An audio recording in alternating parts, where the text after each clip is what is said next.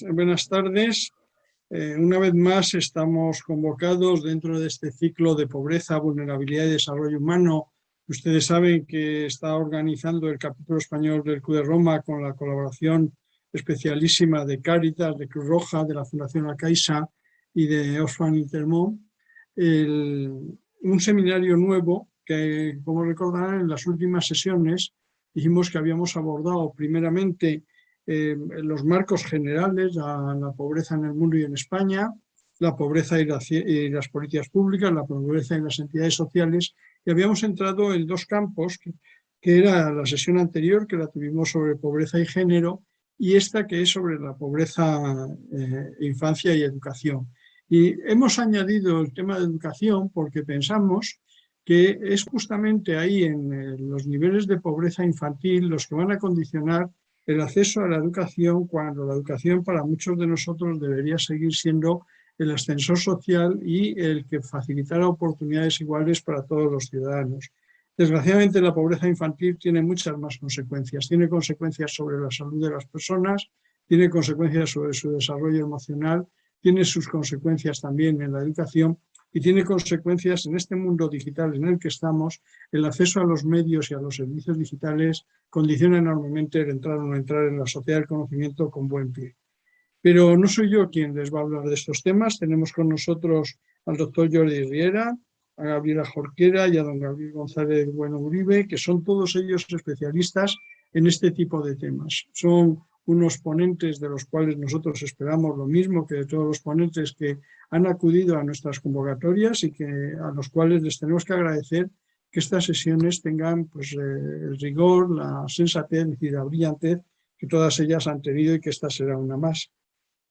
Yo ya me callo, desearles que ellos expongan sus ideas, que tengamos luego un tiempo para el coloquio, e invitarles a todos ustedes que nos están siguiendo y que nos están oyendo, que cualquier carencia o cualquier sugerencia que quieran hacernos la acogeremos con mucho agrado, y procuraremos que este ciclo, que en principio nosotros lo hemos pensado como un ciclo cerrado, pero que pensamos que desgraciadamente por los niveles de desigualdad, por el no llegar a una cohesión social mínima, nos obligará a mantener un seminario permanente sobre la desigualdad y la pobreza a lo largo de otros ejercicios. Por supuesto, ahora las sesiones que vienen son una de pobreza y juventud y otra de pobreza y vejez, que seguramente las pasaremos a enero, porque vamos a intentar dar el salto de estas reuniones telemáticas a unas reuniones semipresenciales, semitelemáticas, donde no perdamos el concurso y el seguimiento de tantos que nos siguen a través de la red, pero también que recuperemos la cálida sensación de vernos, de saludarnos y de compartir en una sala ideas y proyectos. Y nada más, muchas gracias a los ponentes, muchas gracias a todos los que asisten y a su disposición. Muchísimas gracias. Pues Jordi, te dejamos al doctor Jordi Riera Romaní, que es director científico del programa de Caixa Pro Infancia. Le dejamos que empiece él, que nos haga un planteamiento general, y luego seguirá la doctora Gabriela Jorquera y don Gabriel González. Muchas gracias. Muy bien, muchas gracias, José Manuel, y buenas tardes o noches a todos los que nos siguen en esta presentación, y sin duda agradecer al capítulo español del Club de Roma la oportunidad que nos dan para aprender, porque yo creo que cualquier encuentro de este tipo lo que nos genera es aprendizaje a todos, y ojalá que de este aprendizaje pues nazcan mejores opciones, soluciones, acciones conjuntas que nos permitan mejorar de lo que vamos a hablar hoy, porque me imagino que vamos a coincidir los tres ponentes. Estoy convencido de que debemos seguir trabajando y de verdad que de fondo en un reto tan importante que nos sitúa el concepto genérico de la pobreza infantil, pero del que hoy creo que tenemos la oportunidad de hablar un poco en profundidad, ¿no? A pesar de ello, nos dan 15 minutos a los tres miembros de esta mesa, y yo estoy seguro que tanto Gabriela como Gabriel vamos a tener un problema aquí, porque llevamos mucho contenido, seguramente mucha vivencia y muchas expectativas, y en fin, voy a no recortar más mi propio tiempo, pero quiero decir que esto puede dar muchísimo de sí, e intentaré, por lo tanto, en estos 15 minutos sintetizar al máximo 4 ideas, especialmente una que José Manuel ha planteado ya, el eje educativo como eje clave para que se produzcan cambios de verdad en la situación de tantos niños y niñas menores en España que están en contexto de alto riesgo, en contexto de pobreza familiar y personal, individual, relativa, y por lo tanto de proyectos personales que se quedan siempre muy hipotecados por estos contextos tan vulnerables, ¿no? Bien, sobre esto intento compartir pantalla y voy a acompañarme de una presentación para intentar también acotarme a mí mismo en el tiempo que se nos ha propuesto, ¿no? Vamos a ver si nos funciona la tecnología adecuadamente, si se visualiza. Perfecto, se ve. Bien, pues el primer elemento clave, que también estoy convencido que vamos a coincidir, es el hecho de la cronicidad. Estamos ante una situación, digamos, crítica, no solo por lo crítica que demuestran los números que es, sino porque lleva muchos años, lleva mucho tiempo situado en este elemento longitudinal de repetición de índices que, según la bonanza o no económica, pues se mueven un poco para arriba o para abajo, pero en realidad siguen un eje horizontal muy difícil de aceptar en cualquier democracia, en cualquier país que se dice desarrollado y sin duda en ningún país del mundo. Pero es que vamos a centrarnos en España, en los datos de España y su marco europeo para entender que esta es una situación que clama al cielo. No podemos seguir, digamos, aceptando, no la acepta nadie, pero sin duda no podemos seguir pensando que tenemos un camino de solución, porque no se mueven estas cifras que voy a compartir, que estoy seguro que luego mi compañera de mesa, Gabriela, va a profundizar más en ellos, ¿no? Yo solo hago un apunte con la fuente de información que estoy reflejando, que es Eurostat, de los niños que están en riesgo por pobreza contextual, familiar, y por tanto con riesgo de exclusión y por tanto con problemas de equidad, de igualdad de oportunidades, que no es el mismo concepto, porque equidad nos recuerda que debemos aportar más a aquel que más necesita. Luego aquí hay enfoques distintos de plantear la situación, pero los datos que son, fíjense, de octubre de 21, por lo tanto están muy actualizados. Hace pocos días pude contrastar en Eurostat lo siguiente, ¿no? Fíjense en la evolución del índice AROPE. El índice AROPE es un índice que en Europa aceptamos como el marco de referencia, el indicador que engloba distintas dimensiones en torno al concepto de pobreza. Luego ya no es solo un concepto económico de cuánto percibe esta familia respecto a la renta media de su contexto, sino que es un concepto ya que incluye también el task force de la familia, el factor ocupacional de esa familia, si hay más o menos personas adultas trabajando, y también incluye la cuestión de limitaciones materiales severas, cuántas más hay, que engloba distintos elementos de alimentación, etc. Bien, este conjunto de elementos de este indicador, por tanto, multidimensional, AROPE, nos va diciendo que en la curva España partía en 2005 con una valoración de 24.3. Esto significa un cuarto de población en España que está en contexto de pobreza. Y fíjense cómo este indicador puede llegar a subir hasta después de la crisis del 2008-2009. Sube este indicador, empeora, por lo tanto, o sea, es más población en contexto de riesgo por exclusión, por pobreza. Esta población llega casi hasta el 30%, pero luego se mejora a lo largo de unos años, pero claro, es una ironía decir que se mejora cuando se mantiene en torno, llega a bajar hasta el 25, 25.3, luego empieza a marcar otra vez tendencia de subida en el dato de 2020, 26,4, luego nunca podemos pensar que estamos ganando a este indicador. Siempre nos movemos en un cuarto de población. Esto pueden ser 9, 10 millones de personas que viven en España que están en este contexto de pobreza. Claro, si esto además lo centramos, lo dividimos por estratos de edad, quien más sufre este impacto son precisamente las nuevas generaciones, es decir, niños y niñas o jóvenes. Fíjense que el indicador verde y el indicador granate, violeta, depende de la la pantalla, están en números de 31,2 en la última valoración de 2020, como les decía, actualizada a octubre, siempre siguiendo este indicador AROPE. Luego hay varios indicadores que seguramente Gabriela expondrá también, pero las noticias no son precisamente buenas en ninguna, según se mire, digamos, todas van a coincidir en lo mismo, es decir, hay una cronicidad, nos movemos desde hace muchos años en una exclusión de un cuarto de la población y en el que el impacto es mayor cuando trabajamos por conceptos de estratos de edad, porque nos llega a subir el indicador hasta el 30% de los niños en España estarían en este contexto de pobreza. Esto con números son entre 2.200.000, 2.300.000. Es demasiada población infantil al que por razones diversas y múltiples y variadas se está recortando su proyecto de vida ya desde el inicio, ¿no? Porque hay menos oportunidades, hay menos contextos de equidad y por lo tanto un vector especial como es el acceso a la educación, el aprovechamiento de la oportunidad del eje educativo también se ve alterado porque estas familias y estos niños tienen en su recorrido inicial desde 0 años hasta 18 empiezan a encontrar dificultades desde muy temprano que se van agudizando a lo largo de su trayectoria vital.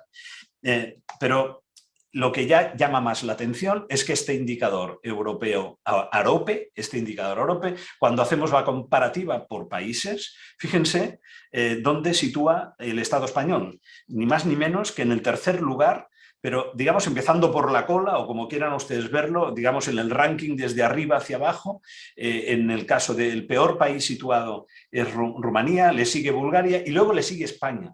Es decir, no va siendo no solo sorprendente, sino negligente y sin duda no admisible que un país como el nuestro esté situado en este tercer rango de todos los países de la Unión Europea, ¿no? Son rangos del 30 y pico % de niños y niñas menores que están en contexto de pobreza en algunos casos severa, como también mis compañeros seguramente van a comentar, con lo cual la situación todavía es más grave. Entonces, la pregunta que uno se hace es, ¿no será que entre otros elementos, y lo voy a hacer, esta mirada la voy a hacer desde el eje educativo, mis compañeros van a complementar con otros, seguro, desde otras perspectivas, ¿no? Pero déjenme trabajar desde el eje educativo, ¿no? ¿No será que urge un cambio de paradigma de intervención, tanto a nivel local como territorial estatal? ¿No será que seguimos atendiendo o no atendiendo esta lacra, ¿no? Que vive nuestra sociedad de formas antiguas, aunque pensamos que las estamos innovando? Es que igual quizá en lugar de estar innovando estamos, perdonen ustedes, voy a utilizar un verbo que no existe en la Real Academia, ¿no? Pero que viene del verbo esnovar. A veces parece que innovamos, pero no estamos innovando, estamos esnovando, porque movemos cosas que en realidad no se mueven de fondo. Y por eso el indicador de cronicidad, el indicador AROPE seguiría en un contexto de cronificación. No nos movemos desde hace 20 años. Entonces habrá que plantearse quizá con urgencia ya, y quizá el término urgencia ya es poco, porque mientras estamos hablando, esos 2 millones y pico de niños siguen en ese contexto de enorme dificultad de desarrollarse integralmente con todas sus oportunidades, ¿no? La tesis principal que yo quiero compartir con todos ustedes es que por poco que uno se acerca a la realidad, investiga, reflexiona, que es el papel que en este caso yo represento hoy aquí y que además nos da la responsabilidad de dirigir científicamente el programa Proinfancia, que es un atrevimiento global de planteamiento que rompe algunos esquemas del pasado, pero sin duda que no puede, que se plantea en unos términos de una población a la que se dirige el Proinfancia en torno a los 70.000 niños. No se llega a alcanzar a los 2 millones y pico de niños que están en contexto, censados en este tipo de contexto.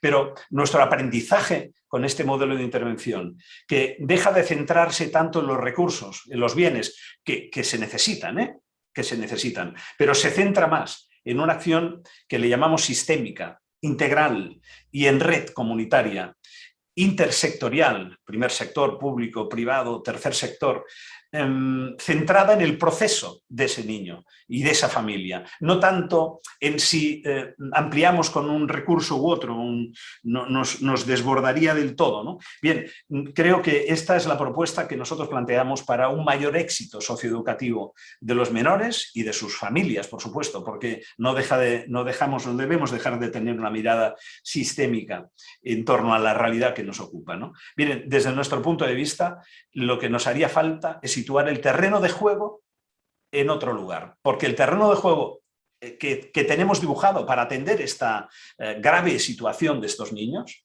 está en pendiente. Se nos cae la pelota en ese terreno de juego y por lo tanto no hay juego. Y por eso se explica la cronicidad.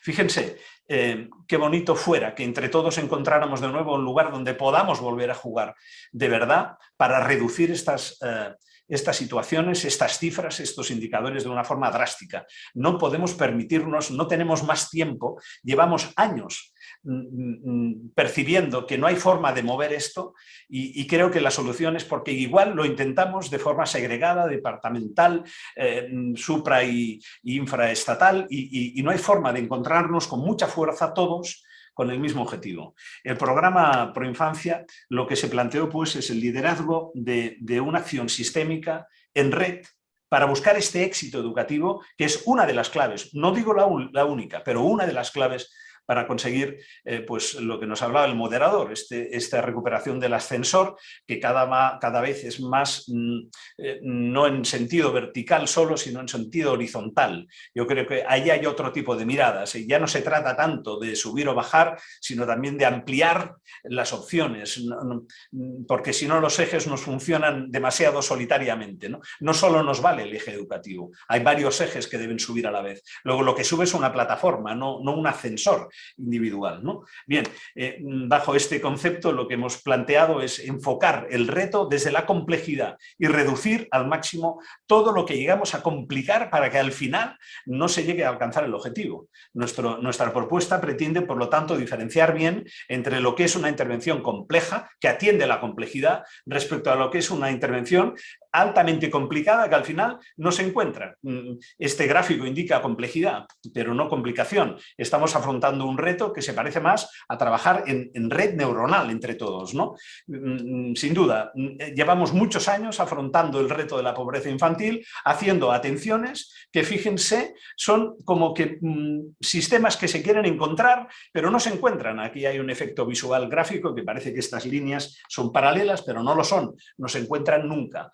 Y en cambio lo vamos intentando y vamos invirtiendo esfuerzos. Nuestro niño, nuestra familia al final se pregunta, bueno, yo no entiendo muy bien a qué oficina tengo que ir para conseguir esta mejora en este punto.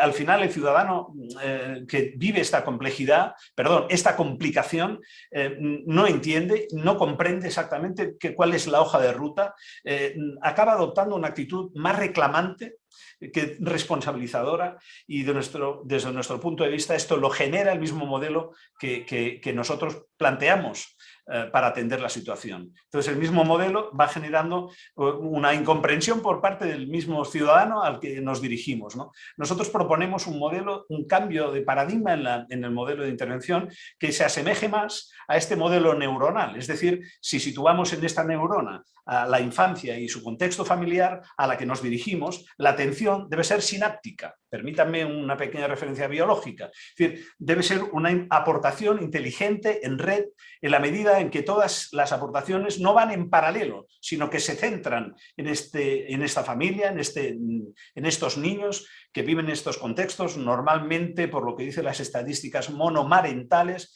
Algunos se piensa que son familias que también vienen tipificadas porque son inmigrantes recientes. No es cierto, las estadísticas reflejan que ya tenemos un 50% de estos niños que son nacidos ya de segunda generación o tercera generación en España. Luego hay que desmitificar que esto solo afecta a familias migrantes, ¿no? El programa Proinfancia intentó dar este giro desde el 2007 hasta el presente con resultados diversos.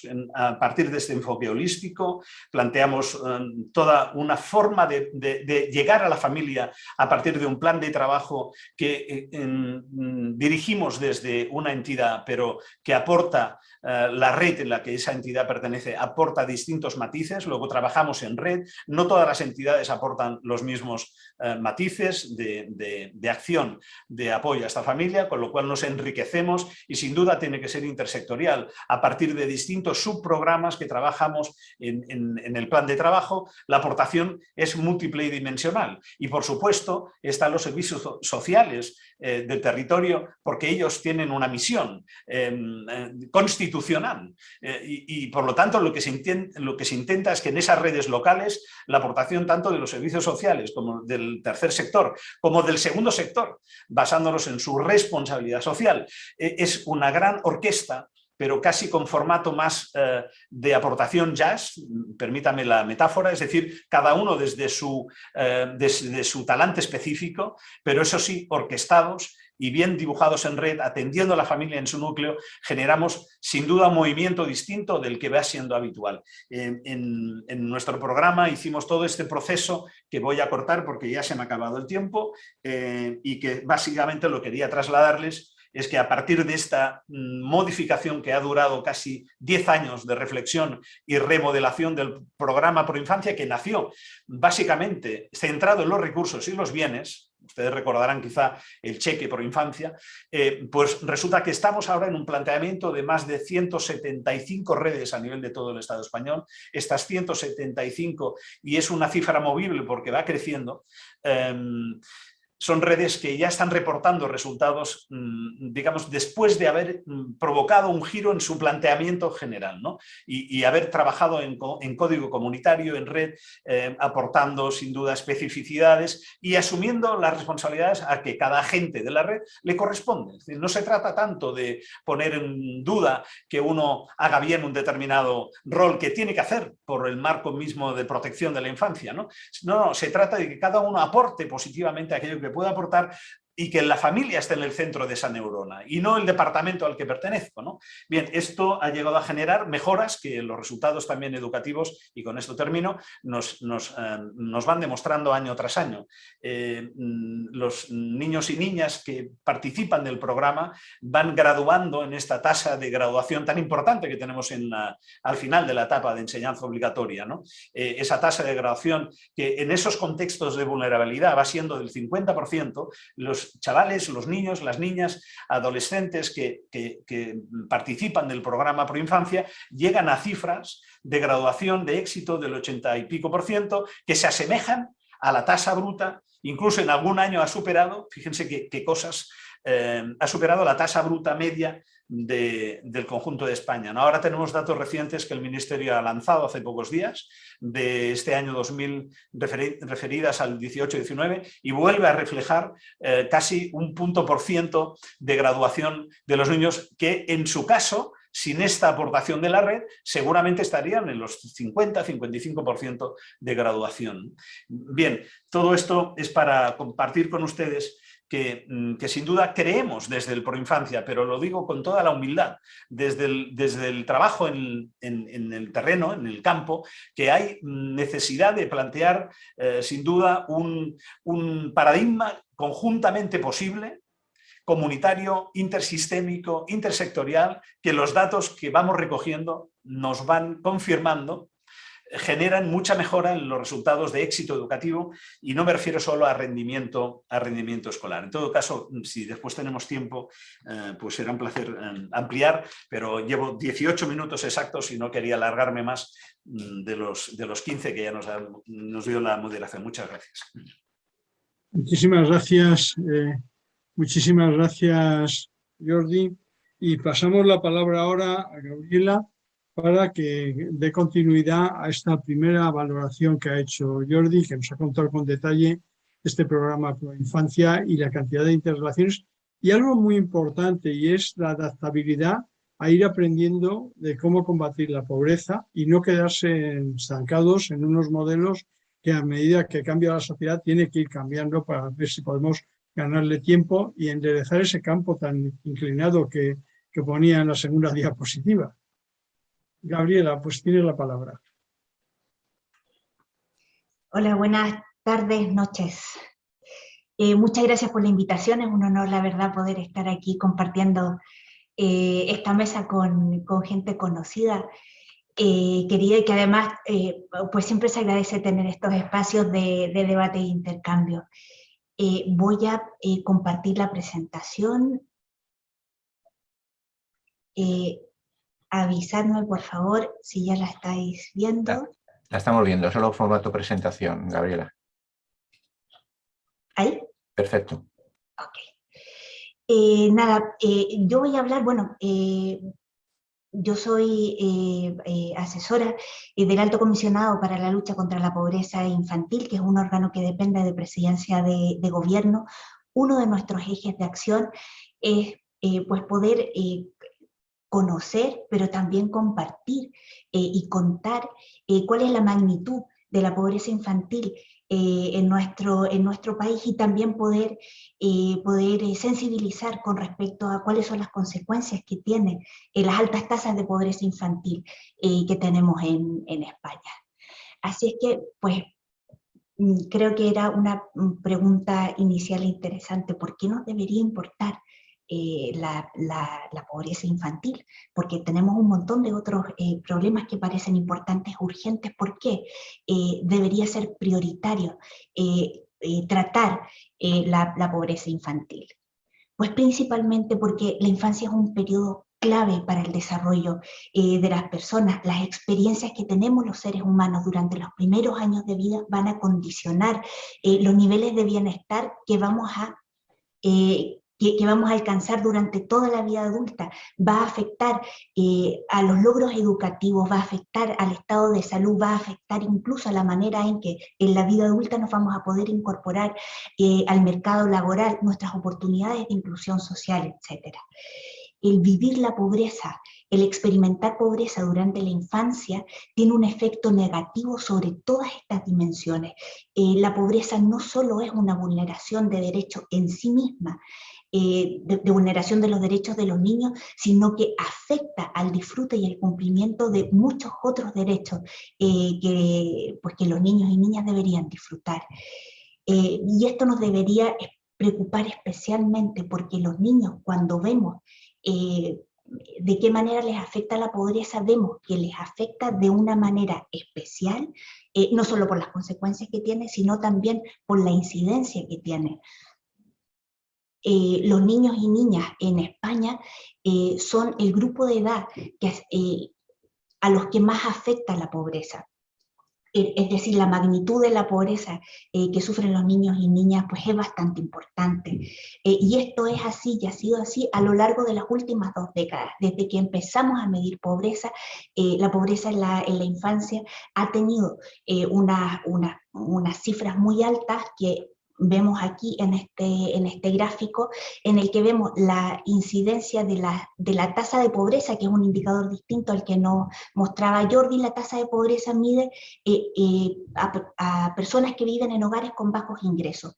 Estas son las tasas de pobreza por grupo de edad, y aquí podemos ver que los niños y niñas, aquí veis, el 27,4% de los niños y niñas en España viven en situación de pobreza. Esto quiere decir que de los 8 millones de niños que tenemos en España, 2.300.000 niños más o menos viven en situación de pobreza, que es una tasa mucho más alta que otros grupos de edad. Vemos que a lo largo de los últimos años hay algunos grupos que han mejorado comparativamente mucho su situación. Esta línea, que es la de los mayores, que había empezado muy cerca de la de los niños, ha mejorado comparativamente en los últimos años, y otros grupos que han empeorado mucho, que es por ejemplo lo que pasa en esta línea, la de los jóvenes, que han experimentado un empeoramiento muy importante a partir de la crisis de 2008. La crisis significó un fuerte aumento de la pobreza en general para toda la sociedad, pero tanto en periodos de crisis económica como en periodos de bonanza, hay algo que sigue siempre igual, y es que las tasas de pobreza que afectan a los niños y a las niñas han sido y siguen siendo altas. Esto nos tiene que preocupar especialmente porque sabemos que los efectos negativos de la pobreza, que son muchos y ahora los vamos a revisar con algo más de detalle, son más importantes, son más profundos a medida que se permanezca bueno, la pobreza aumenta los efectos negativos, pero van a ser más en la medida en que más tiempo se permanezca en la pobreza y en la medida en que la pobreza sea más grave. Es decir, aquí hay dos factores que nos van a importar, que es la persistencia de la pobreza, el tiempo que se permanezca en pobreza, y su gravedad. Se puede ser, debajo del umbral de la pobreza habitan muchas realidades distintas, algunas muy graves. Aquí vemos, bueno, esto es el lugar de España en persistencia de la pobreza después de la crisis. Durante los años 90 y hasta antes de la crisis, España se caracterizaba por tener una pobreza muy recurrente. Esto los informes de FOESA lo mostraban muy bien. Es decir, la gente solía entrar y salir de la pobreza de una manera bastante dinámica. La crisis de 2008 hizo un efecto de ralentizar esta dinámica. A partir de ahí, las tasas de entrada a la pobreza siguen siendo muy altas y las tasas de salida de la pobreza, que es lo que vemos, las tasas de entrada están en el eje horizontal y las tasas de salida en el eje vertical. Y aquí vemos que España tiene unas tasas de entrada muy altas si las comparamos con el resto de países de Europa y una tasa de salida de la pobreza que están en la media. Es decir, a partir de la crisis de 2008 es mucho más fácil entrar en la pobreza que salir de ella. Esto nos va a importar porque eso quiere decir que para los niños y niñas que viven en hogares con bajos ingresos, una vez que entran en pobreza, volver a salir va a ser más difícil. Vamos con el segundo, el tiempo que se permanece en pobreza. Y aquí vemos las tasas de persistencia de pobreza. La persistencia de pobreza mide la proporción de personas que se encuentran en pobreza en el año de la encuesta y en al menos 2 de los 3 años anteriores. Y aquí vemos, si os fijáis, en los triangulitos son las tasas de persistencia en la pobreza de los niños y los círculos abajo la de los adultos. Y aquí vemos que en comparación con otros países europeos, España tiene una de las tasas, la tercera tasa de persistencia en la pobreza infantil más alta. 1 de cada 5 niños han permanecido al menos 2 de los últimos 3 años en situación de pobreza y además hay una llamativa diferencia con la tasa de persistencia en la pobreza si los comparamos con los adultos. ¿Esto qué nos muestra? Que los hogares con niños y niñas a cargo son especialmente vulnerables a la pobreza y además están, una vez que entran, les es especialmente difícil poder salir de esta situación. Y aquí vamos con el tercer factor que nos debería preocupar, que es la gravedad de la pobreza. Veíamos que la tasa de pobreza de España era el 27,4 y decíamos que esto significa que 2.300.000 niños están en situación de pobreza. Pero también podemos bajar el umbral y mirar a lo que llamamos en el alto comisionado la tasa de pobreza infantil alta, que es un grado de pobreza más grave. Ahí nos encontramos con el 14% de los niños que padecen una tasa de una pobreza algo más grave, ¿no?, que la moderada. Aquí nos encontramos a 1.160.000 niños y niñas. Pero podemos mirar a los más pobres de entre los pobres, que es la tasa de pobreza infantil severa. Ahí nos encontramos al 5% de los niños. Y esto equivale a más de 410.000 niños. Para que os hagáis una idea, por ejemplo, para un hogar de una madre y un hijo, ingresar mensualmente de media menos de 400 euros significa estar dentro de estos 400.000 niños. Es decir, estamos hablando de hogares que viven con ingresos llamativamente bajos. Y esto quiere decir que sus condiciones de vida y su bienestar van a estar seriamente afectados. ¿Qué consecuencias tiene vivir con estas tasas de pobreza que veíamos? Ya habíamos dicho que experimentar la pobreza en la infancia tiene graves consecuencias para el presente y para el futuro de estos niños. Pero también una de las consecuencias tiene que ver con la manera en que afecta al acceso a derechos fundamentales. Uno de ellos es la educación, y lo que vemos es que las brechas en el acceso a la educación empiezan desde muy temprano. Me estoy alargando, creo que voy a intentar ir algo más rápido. Vamos a hablar entonces de las brechas en el acceso a la educación infantil, que sabemos que tiene el asistir a una buena escuela infantil, a una educación infantil de calidad. Educación infantil, hablamos de la escuela de 0 a 3 años, tiene importantes efectos en la mejora del logro educativo y en la disminución de la deserción y del fracaso escolar. Aquí vemos, esto es un gráfico que aparece en el informe Donde Todo Empieza de Save the Children, y aquí vemos las tasas de acceso a la escuela infantil por renta, ¿no? Los amarillos son el tercio más pobre, el naranja el tercio medio y el azul el tercio de ingresos más altos. Y aquí vemos que en todos los países es igual, los niveles de renta más altos acceden más a la escuela infantil. Pero en España nos preocupa la diferencia que hay, la gran dificultad que tienen el tercio, el 33% más pobre en el acceso a la escuela infantil. Una de las razones que más se aducen para esta dificultad es que la familia, los hogares con ingresos más bajos no pueden costear una escuela infantil, porque aquí nos queda un amplio camino para recorrer para poder aumentar la cobertura de la escuela infantil. Cuando avanzamos hacia la primaria, las brechas también van aumentando. Vamos a ver. Voy a ir un poco más rápido. Una de las formas que tenemos para mirar las brechas educativas durante la etapa de educación obligatoria es la repetición de cursos. ¿Por qué es problemática? La repetición de cursos es una medida costosa e ineficiente. No hay evidencia que muestre que mejore los resultados del aprendizaje, que repetir curso ayude a los niños a aprender más, pero sí sabemos que aumenta las probabilidades de abandono escolar. Aquí veis, España tiene unos altos niveles de repetición al final de la etapa obligatoria, somos el cuarto país con las tasas de repetición más altas, pero esto afecta de manera muy distinta según las rentas, y aquí vemos que la proporción de estudiantes que han repetido curso al final de la secundaria obligatoria y que pertenecen al 25% más pobre, prácticamente la mitad de estos adolescentes han repetido curso durante su trayectoria educativa. Esto es un dato terrible que no deberíamos aceptar.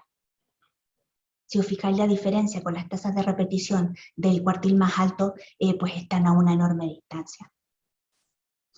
Esto va a redundar entonces en una mayor tasa de abandono educativo temprano. No me ha dado tiempo a actualizar el gráfico, estos son los datos de 2019, ahora estamos en segundo lugar, pero seguimos siendo de los países europeos con las tasas de abandono educativo más altos.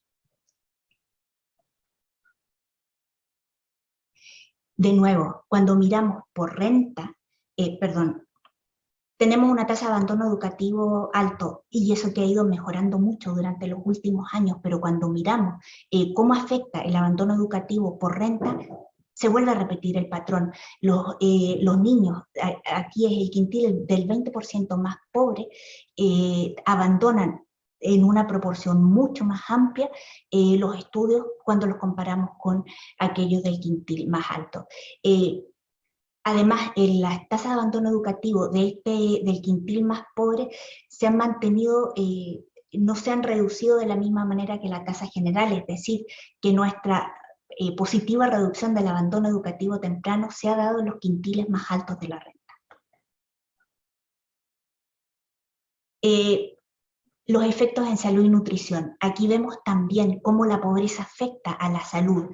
En este gráfico mostramos cómo la percepción del estado de salud de los niños y niñas que viven en hogares con bajos ingresos, estos son la percepción muy buena de la salud, esa percepción es más baja en los hogares de menos ingresos si los comparamos con los otros. ¿Por qué nos importa la percepción de salud? Porque sabemos que es un buen predictor de problemas de salud en el futuro. Otro de los indicadores que nos muestran el efecto de la pobreza en la salud son las tasas de obesidad. Estos son los resultados del estudio Aladino que hace la Agencia Española de Seguridad Alimentaria y Nutrición, en donde vemos que las familias con ingresos bajos, los niños, niñas de familias con ingresos bajos padecen más de 2 veces más obesidad que los niños y niñas que viven en hogares con rentas más altas. y esto la obesidad también es un muy buen predictor de enfermedades en la vida adulta, como la diabetes, enfermedades cardíacas, coronarias. La semana pasada veíamos un estudio además que salía la obesidad infantil como un buen predictor de Alzheimer en las etapas tempranas. Muy rapidito, un estudio que se hace en Cataluña y que siguen los expedientes de salud durante 5 años de población infantil, desde el 2014 hasta el 2017. Analizan el efecto de la renta en casi 30 enfermedades. En 25 de ellas encuentran un patrón de rentas claro, es decir, los niños y niñas más pobres padecen muchas más enfermedades que el resto de la infancia. Una de las conclusiones del informe es que si todos los niños tuvieran el estado de salud de los niños de clase media, nos habríamos ahorrado más de 140.000 procesos patológicos. Esto, pensémoslo, es un coste sanitario, pero también aquí hay muchos procesos de sufrimiento de los hogares con las enfermedades de sus hijas e hijas que la pobreza trae como consecuencia. Sabemos además que la pobreza infantil es la causa más importante de transmisión intergeneracional de la pobreza, es decir, que la pobreza se vaya heredando de unas generaciones a otras. Esto simplemente para mostrar cómo el efecto de crecer en una familia en pobreza llega incluso a la vida adulta y afecta a aquellos que han logrado tener niveles educativos altos. En este gráfico se muestra la diferencia en ingresos de personas de la misma titulación, pero que vienen de orígenes familiares distintos. Es decir, 2 médicos, 2 abogados, 2 vendedores de seguros, da igual.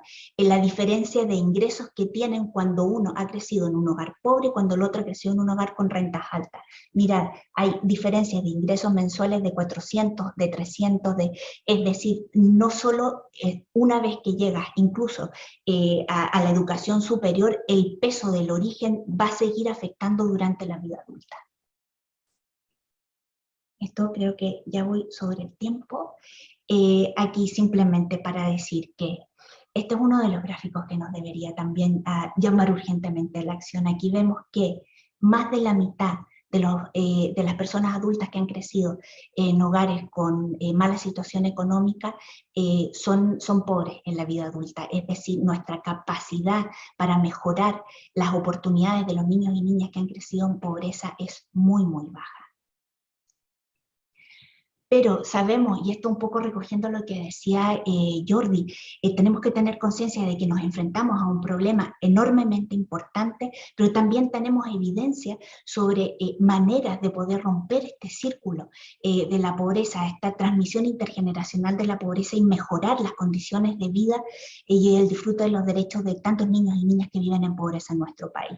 Y aquí sabemos que tenemos que seguir reforzando las transferencias a la familia, este esfuerzo que han hecho las rentas mínimas autonómicas en décadas pasadas y que ahora ha sido reforzada con el ingreso mínimo vital y que ahora será aún más reforzada con el complemento de ayuda a la infancia, que tenemos que, y sabemos que mientras antes invirtamos en el ciclo de vida mejor, que tenemos que aspirar a la universalidad en el acceso a bienes y servicios, pero que deberíamos empezar por quienes más lejos están, es decir, empezar por los más pobres, utilizar las evidencias de éxito en la lucha contra la pobreza, que tenemos ya bastante evidencia acumulada, y apostar por programas simples, con baja condicionalidad y con bajos requisitos, porque uno de los grandes retos que tenemos en nuestro país es lo que llamamos el non-take up, es decir, llegar a aquellos niños y niñas que están en mayores niveles de exclusión y que por tanto tienen menos acceso. Es más difícil llegar a ellos a través de las medidas que tradicionalmente hemos implementado. Es decir, poco lo que decía Jordi, ¿no? Ahora tenemos que innovar de verdad. Y con esto, nada, me he pasado del tiempo, muchísimas gracias, perdonad el haber ocupado más espacio del que me había sido asignado.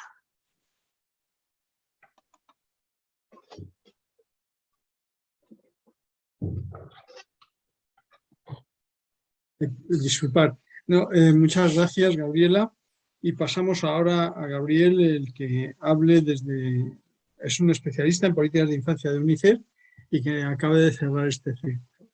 Estamos mal de tiempo, Gabriel, tú eres el que sufre las consecuencias, pero sabemos que lo vas a hacer muy bien y que vas a permitir que podamos tener un coloquio sobre los temas.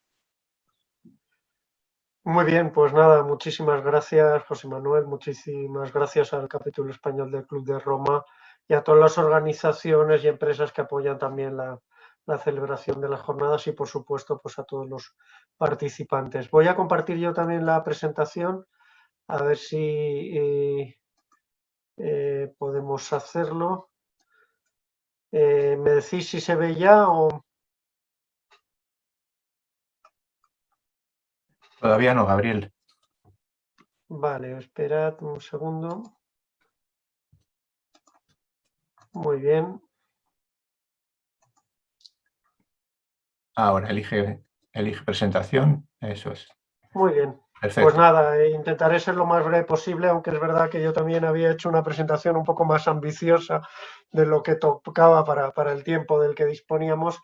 Pero bueno, en principio, también para complementar, porque nos habíamos puesto de acuerdo, y yo creo que eso también ha sido muy eficaz de cara a preparar esta sesión, un poco en hacer abordajes distintos de un problema que es el mismo, pero también tiene muchas miradas y muchas formas de abordarlo, ¿no? Lo he llamado notas para un abordaje desde las políticas públicas, porque evidentemente pues en 15 minutos tampoco da tiempo para hacer un despliegue extraordinario sobre lo que son las políticas públicas que tocan a la vez a la infancia y a la pobreza, ¿no? Es precisamente en eso en lo que me he centrado.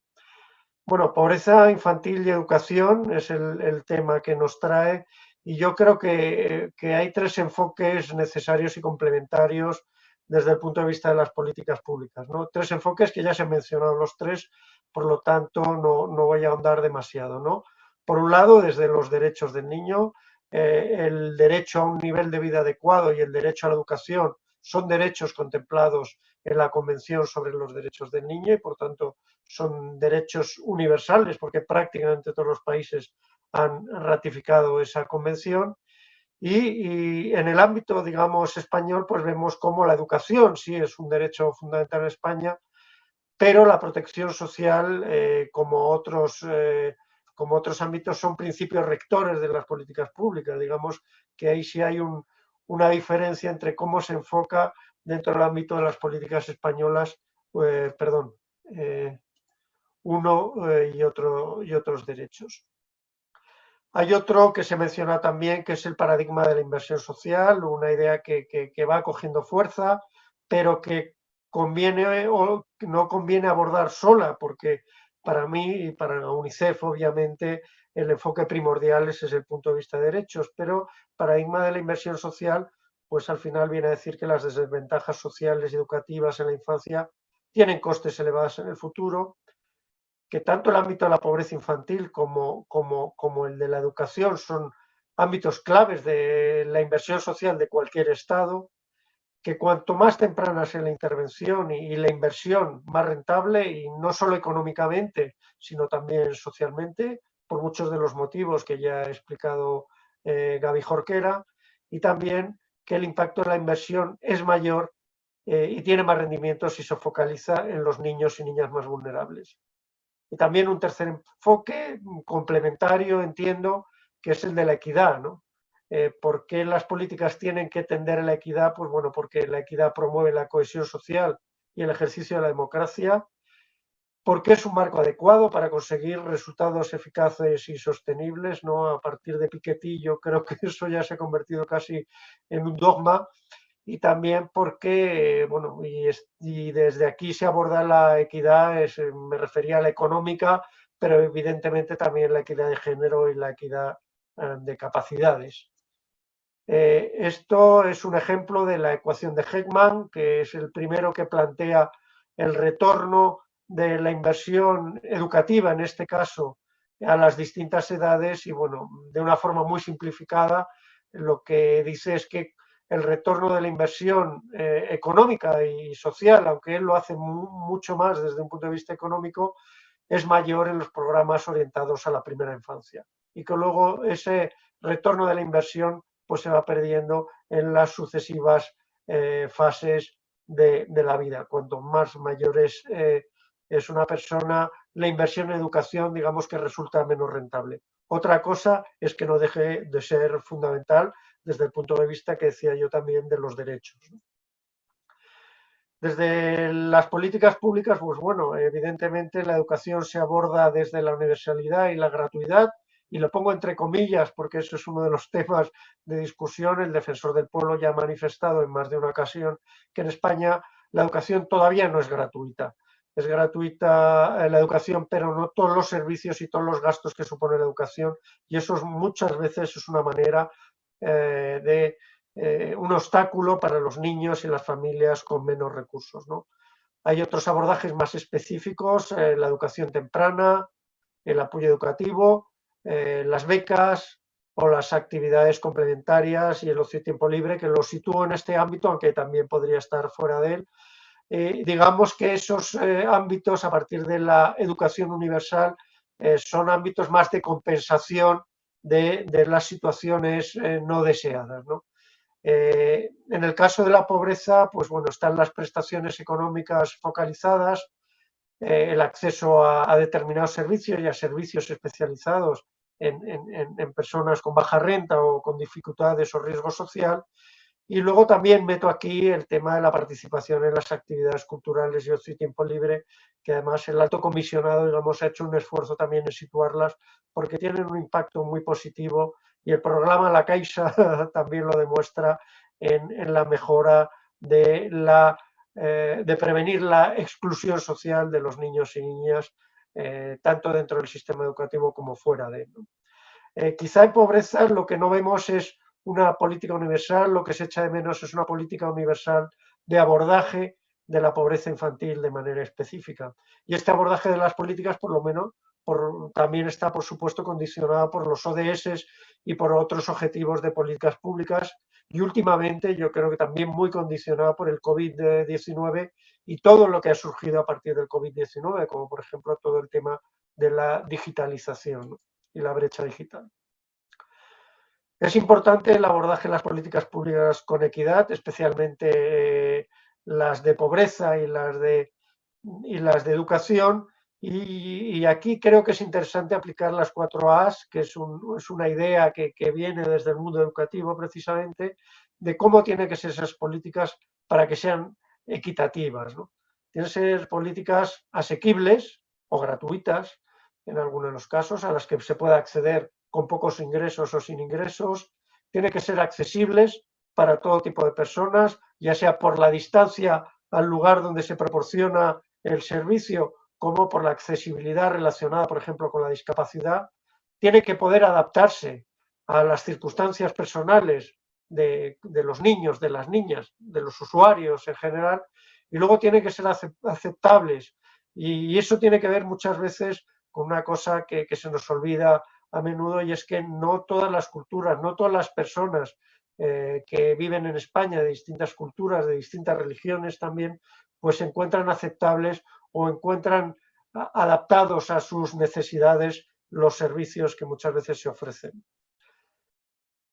Voy a entrar en una política muy concreta, que es en la que he estado implicado tanto en mi paso reciente por la administración pública como en mi trabajo en UNICEF, que es una política en marcha, una política que se está desarrollando ahora, que es la Garantía Infantil Europea, que seguramente hayan escuchado.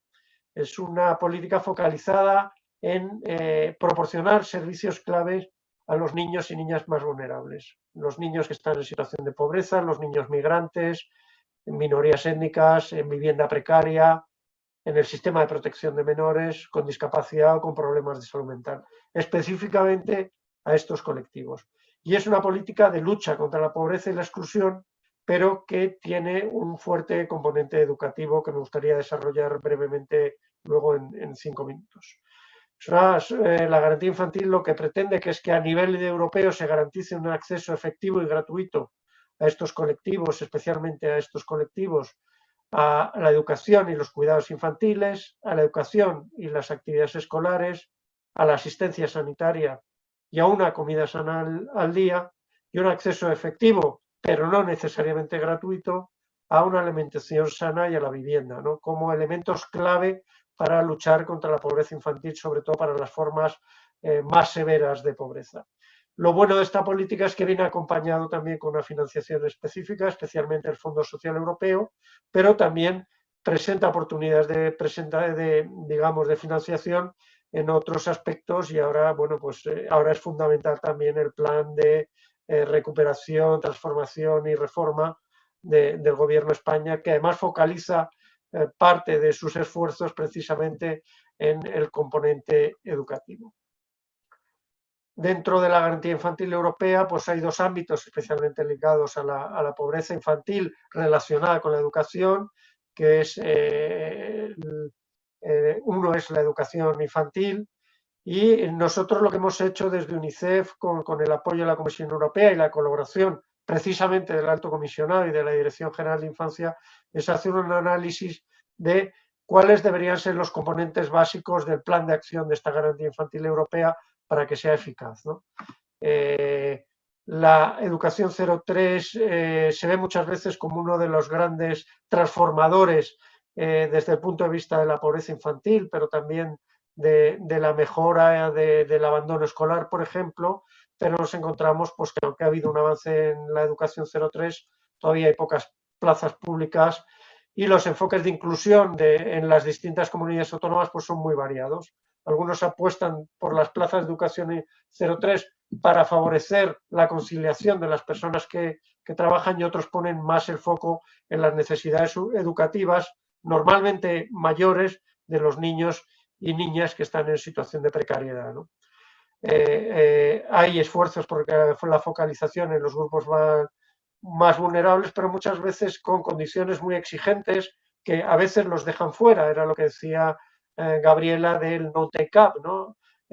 Políticas que están diseñadas para grupos, pero que a la vez, por las condiciones que exigen, los pueden dejar fuera, ¿no? Y muchas veces capacidad, pues bueno, la educación 03 especialmente, pues tiene múltiples beneficios que salen un poco incluso del ámbito de la infancia, del ámbito educativo. Por supuesto, en el desarrollo posterior de la educación, en la inclusión social, pero también en el empleo de los padres y especialmente de las madres que cuidan de estos niños, les dan oportunidades de ser empleables y también en la igualdad de género, porque es verdad que las cuidadoras de estos niños y niñas pues siguen siendo mayormente mujeres, ¿no?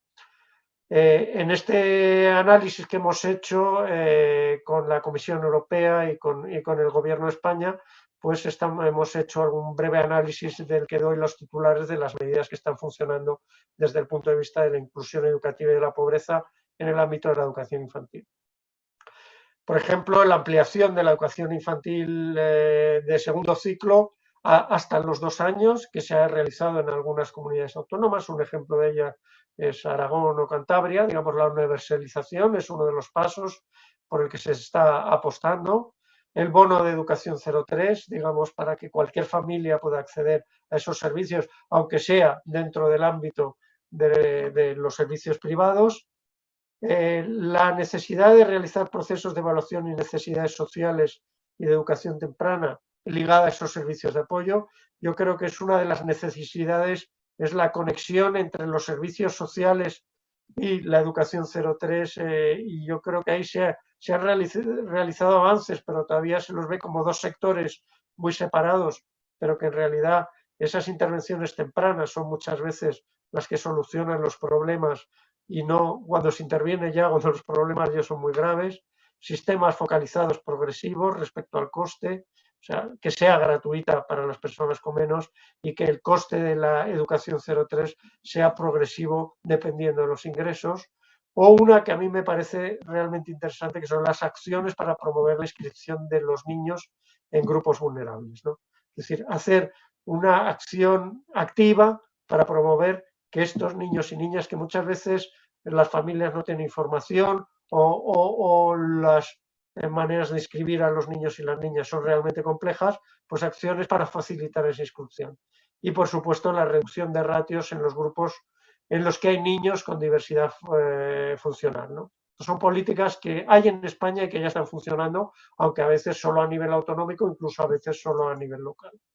En el ámbito de la educación más general, fuera de la educación 0-3, me centro específicamente en las medidas, los programas específicos para el bajo rendimiento educativo, el fracaso y el abandono escolar, las medidas compensatorias de flexibilización de itinerarios y la creación de incentivos para que los niños y las niñas se mantengan en el itinerario escolar.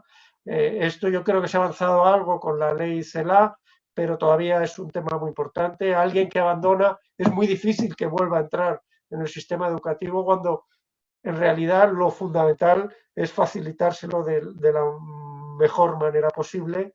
Luego, la reducción de la segregación escolar por nivel económico, por origen, en distintos centros, y eso se puede hacer a través de la información a las familias, pero también de la gestión de las inscripciones en los centros, tanto públicos como concertados, y por supuesto las medidas sobre actividades escolares y de ocio, que curiosamente son muy importantes dentro del ámbito educativo, pero se quedan fuera de él porque muchas veces lo que son las extraescolares, que es un ámbito de socialización ideal para los niños y las niñas con menos recursos, pues se quedan fuera de la financiación pública. Evidentemente hay muchos desafíos y muchos de ellos se han mencionado para la implementación de la Garantía Infantil Europea, desafíos que son comunes a muchas políticas públicas en España. Ahora estamos en la fase de apoyar al Gobierno en la elaboración del Plan Nacional de Acción, y hablo por Gobierno específicamente al Alto Comisionado y a la Dirección General de Derechos de Infancia.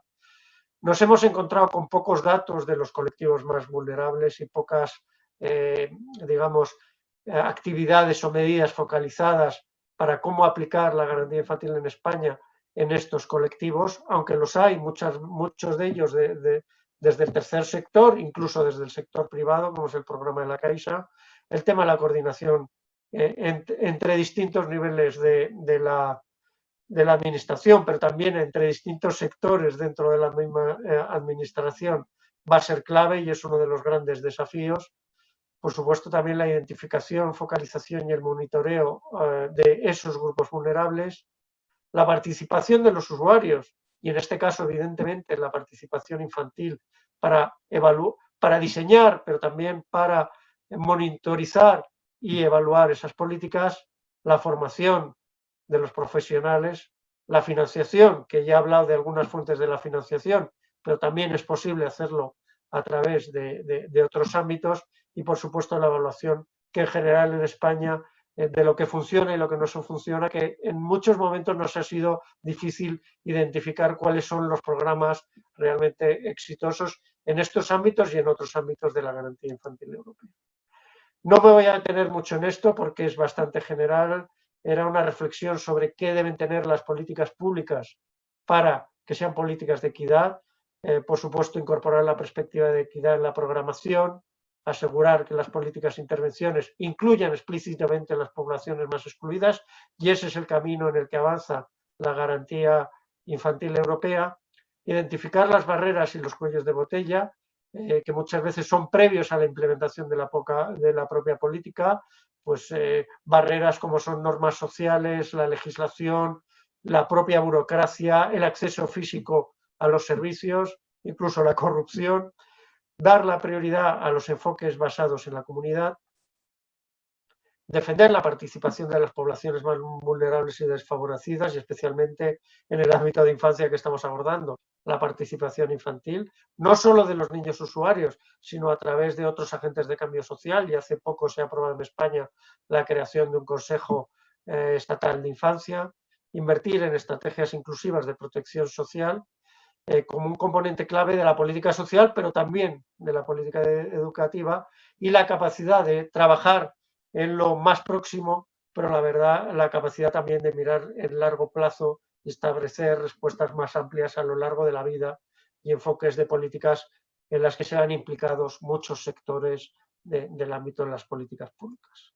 Y acabo con este dibujo que explica un poco también cuál es la idea de la garantía infantil y cuál es la idea de equidad, ¿no? Este dibujo es muy conocido, pero creo que es bastante explicativo. En la primera viñeta, la de la izquierda, hay 3 niños que tienen igualdad de oportunidades. Los 3 están en un partido de béisbol. En la segunda viñeta, digamos, son 3 niños en las que ya han actuado las políticas de compensación. Pues a través de unas cajas que se han repartido de una manera, digamos, más justa, todos los niños pueden ver el partido. Pero el tercer escenario sería el más deseable. Desaparece la barrera que hace necesarias esas políticas de compensación. Y yo creo que eso es a lo que tenemos que intentar aproximarnos poco a poco en un diseño ya más a largo plazo de las políticas, porque si no, la pobreza infantil va a seguir siendo un problema en este y en los próximos años. Pues corto ya aquí la intervención, espero no haberme alargado yo tampoco demasiado en mi tiempo y muchísimas gracias. Nada, muchas gracias, Gabriel. Ha sido muy ilustrativo y muy rápido y os lo agradezco además enormemente porque yo creo que ha sido una sesión donde se han planteado muchas de las políticas y de las formas, pero sobre todo lo que a mí me parece más importante es seguir resaltando la importancia que tiene la pobreza infantil para el desarrollo de las personas y para el mantenimiento o no de unas desigualdades que se van a generar. Tenemos una pregunta que plantea un tema, la formula Pedro Alonso, que dice: sorprende ver gráficos donde países como Alemania o Luxemburgo presentan datos de pobreza infantil peores que otros países como Chipre, Estonia o Eslovenia. Y la pregunta que se hace Pedro es: ¿no habrá un problema de medición a partir de medidas comparativas internas en cada país y no de una situación de absoluta necesidad real? En todo caso, estos gráficos sorprenden y podrían generar despedimiento y, por lo tanto, inactividad. No sé si, Jordi, creo que fuiste tú el que mostraste el gráfico, si serías tú el que tratarías de resolver esta situación, o también Gabriel y Gabriela, si queréis hacer alguna interpretación del mismo. Bueno, yo creo que los 3 hemos querido y hemos aportado información de monitoreos, indicadores, etcétera, que yo creo que nunca un monitoreo puede ir en contra del objetivo que persigue, y más cuando se cruzan entre ellos y van resolviendo aproximadamente las mismas conclusiones, con lo cual basarse en un solo indicador podría generar este problema que comenta el participante en la pregunta, ¿no? La persona que cuestiona la pregunta. Pero claro, si resulta que son distintos indicadores que nos están apuntando hacia el mismo lugar, yo creo que se debe plantear la intervención o la acción a continuación, porque se basa en evidencias.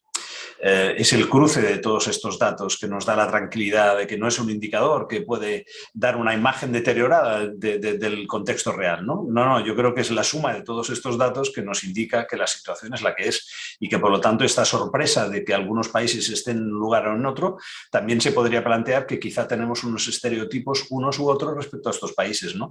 Pero a mí me da que tanto monitoreo de distintos indicadores sí que nos va reflejando una realidad que nos tenemos que convencer que vive y que existe alrededor nuestro. Sí, no sé, Gabriela, si tú quieres añadir algo. Un apunte rápido, solo hay una cosa que tiene que ver con la construcción del indicador.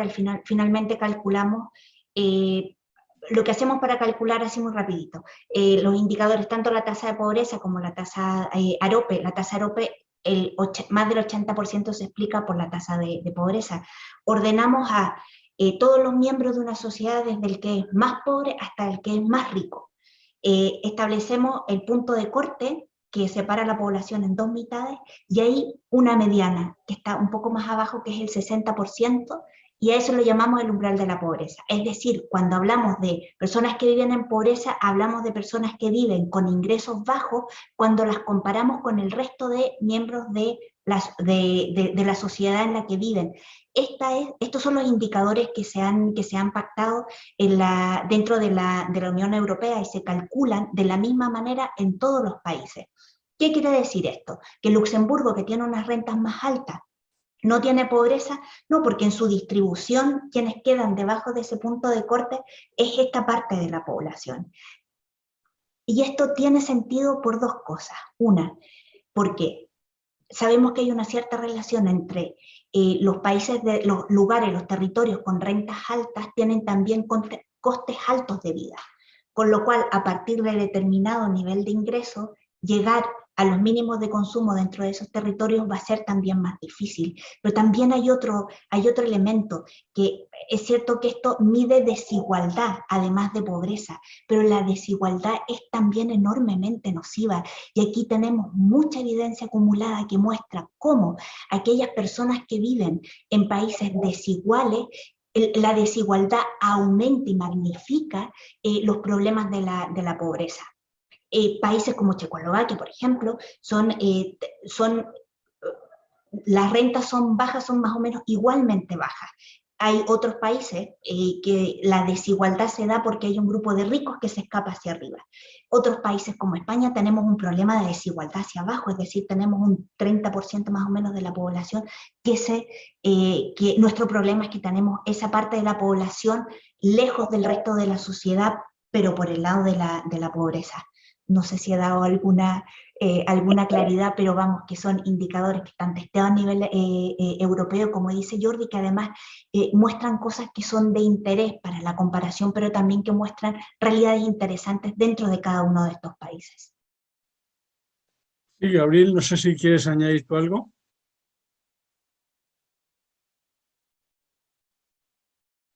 Activa el micrófono, Gabriel, por favor. Sí, Gabriel. No, respondiendo un poco a las otras preguntas de Pedro, ese indicador mide las dos cosas, o sea, mide desigualdad y pobreza. Los umbrales que marcan el 60% de la mediana y luego otros umbrales como los que ha mencionado Gabriela de pobreza alta o pobreza severa, son umbrales que de verdad comprometen la economía de los hogares a esos niveles.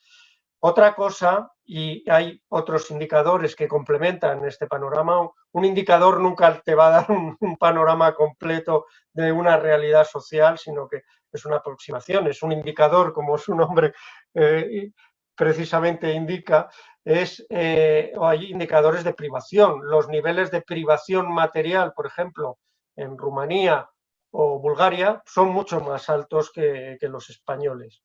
Pero los niveles de pobreza también identifican una cosa que no ha salido, pero que conocen bien Jordi, conoce bien Gabriela, es que España es el país que menos capacidad tiene para reducir la pobreza infantil a través de las políticas públicas.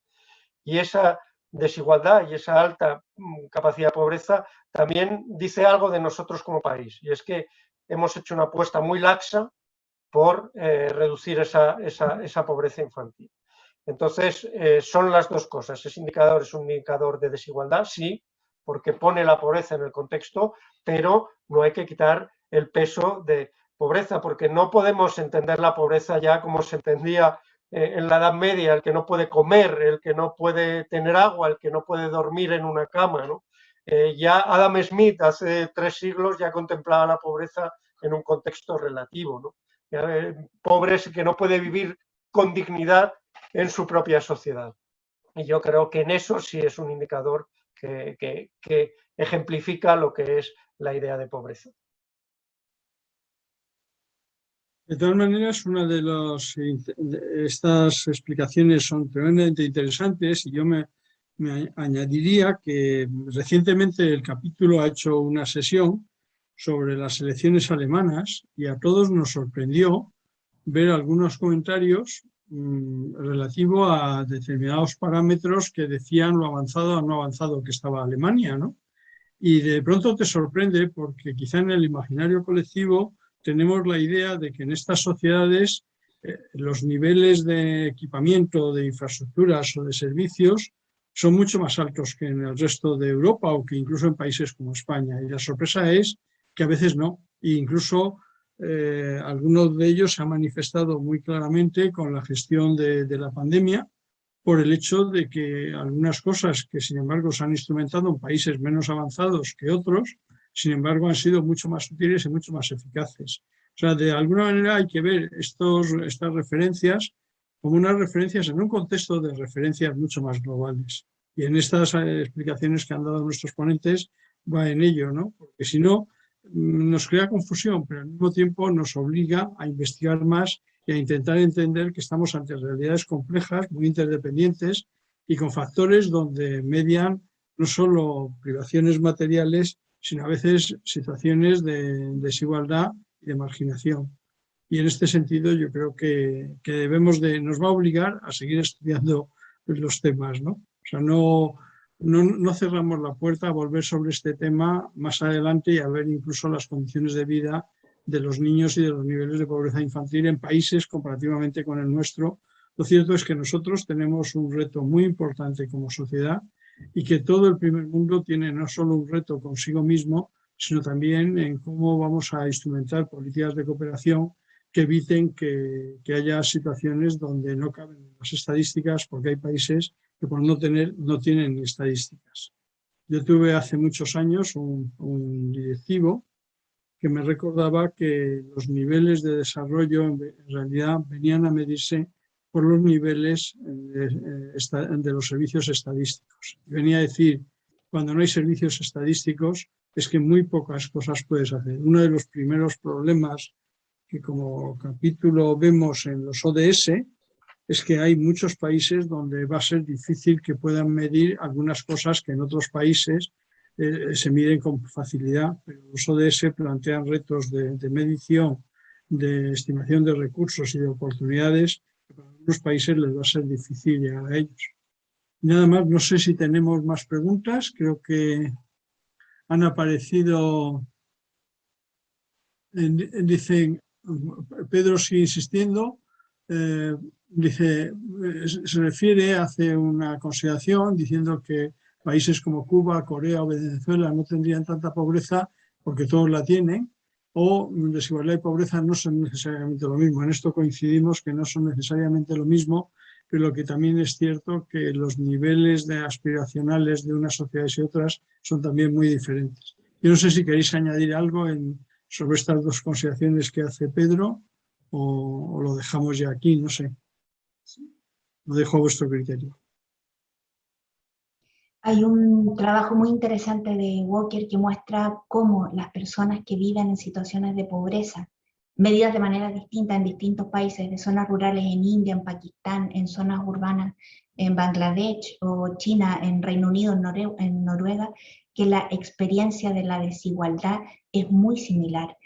La sensación de que el esfuerzo no compensa, de que por más que se esfuerce, nunca se llega a lo que a los demás parecen conseguir sin esfuerzo, la sensación de no poder cuidar adecuadamente a sus hijos, de no cumplir con las expectativas personales, ni sociales, ni de lo que se espera de ellos. Yo creo que a veces tendemos a minusvalorar el efecto que la desigualdad tiene sobre nuestras sociedades y sabemos que la desigualdad tiene efectos corrosivos sobre la cohesión, sobre la sensación de pertenencia en las comunidades y que es un tema al cual debemos prestar quizás algo más de atención del que hemos prestado hasta ahora. Yo creo que esto nos abre a otras fronteras de analizar y esto lo vamos a tener que volver sobre ello cuando entremos en situaciones de qué papel juega la inclusión en nuestras sociedades. O sea, hasta qué punto, por ejemplo, podemos facilitar servicios sociosanitarios a personas migrantes, pero posiblemente mantengamos niveles de desigualdad y de barreras hacia ellos que hacen que no seamos capaces de construir una sociedad inclusiva con personas que son iguales que nosotros. Lo que pasa que tuvieron la diferencia con nosotros es que han nacido en otros sitios.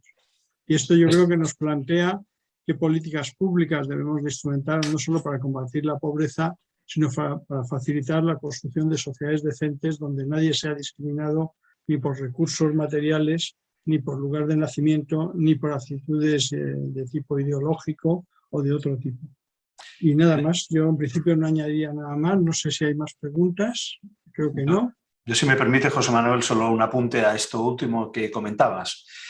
Una sociedad más inclusiva deberá abordar un planteamiento mucho más global de este concepto de sociedad y de inclusión, porque fijaros que la historia nos ha marcado por distintas parcialidades de la inclusión. Inclusión escolar, inclusión social, inclusión laboral. Yo creo que parte de lo que nos va costando tiene que ver con una mirada que acaba siendo demasiado sectorial. ¿Dónde estaría el reto? Pues abordar el siguiente paso conjuntamente todos en este nuevo concepto de inclusión que ya no es parcial, sino que es un proyecto de sociedad. Y un proyecto de sociedad donde nadie se sienta excluido. Claro, claro. Nadie, incluso de donde venga. Eso haya nacido. Esa es la cuestión. Esto es uno de los grandes temas. Seguramente nosotros abordemos en el próximo año los temas migratorios, porque yo creo que a Europa nos van a cuestionar a los europeos que nos creemos que tenemos una sociedad respetuosa con los derechos humanos, pero el primer problema que tenemos es nuestra insensibilidad ante las muertes en el mar de personas como nosotros.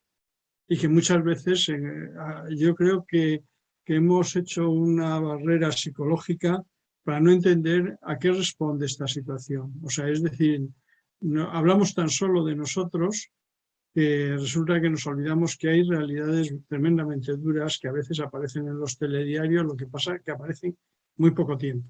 O sea, lo hemos visto desgraciadamente con el tema de Afganistán. Vamos a dedicar una sesión a la salida de Afganistán en la última parte de este mes, y uno de los problemas es hasta qué punto hemos sido conscientes con esas imágenes no solo del fracaso de la geopolítica, sino de la situación en que viven algunas sociedades que no tienen los mínimos vitales que tenemos nosotros en nuestras sociedades.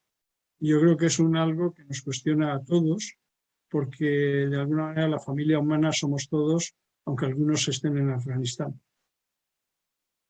Este es para nosotros uno de los grandes problemas. De hecho, todas las iniciativas del Club de Roma, que a veces se le asocia, ahora que se van a cumplir los 50 años del primer informe del Club, los límites al crecimiento, muy orientado a los temas de los recursos naturales y de la disponibilidad de esos recursos. Lo que pasa es que en aquel informe también había ya indicaciones claramente de que si el Club iba a incentivar a hacer estudios, informes, era para convencernos a todos de que la familia humana estaba repartida por todo el planeta. Sin embargo, la calidad humana no era la misma en algunas áreas, en aquellos momentos en las áreas del mundo occidental y de lo que se llamaba el primer mundo respecto a los otros mundos que tenían niveles de subsistencia mucho más bajos y niveles de hambre y de pobreza muchísimo más altos que, bueno, se han paliado pero no se han erradicado. Y yo creo que si les parece lo dejamos aquí y nos veremos en las próximas sesiones. Mañana tenemos una sesión dedicada a cuáles son las experiencias que permiten ayudar a las personas a obtener los conocimientos adecuados para enfrentarse al mundo moderno, como cierre del segundo eje temático del ciclo La educación en la encrucijada. Y el día 16 tenemos una sesión sobre el tema de la nueva ilustración, que es un proyecto que lanzó el Club de Roma con motivo de su 50 aniversario en el 2018. Es decir, tendríamos que construir una nueva ilustración que no sea tan eurocéntrica y que no sea tan centrada en los valores de lo que hemos llamado cultura occidental, porque hay otras culturas, hay otras realidades y deberíamos repensar qué significa hoy día los lemas de aquella vieja ilustración.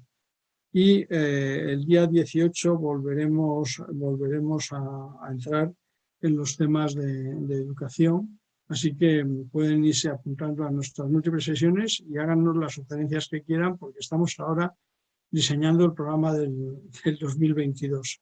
Este año hemos hecho demasiadas actividades en Zoom. Al año que viene haremos menos, pero nos saludaremos y nos veremos presencialmente y disfrutaremos de esa presencialidad porque es importante para la vida. No es bueno seguir todo el tiempo detrás de una pantalla de un ordenador. Muchísimas gracias y si les parece, cerramos aquí la sesión y nos vemos en las próximas sesiones del capítulo. Muchas gracias por su asistencia.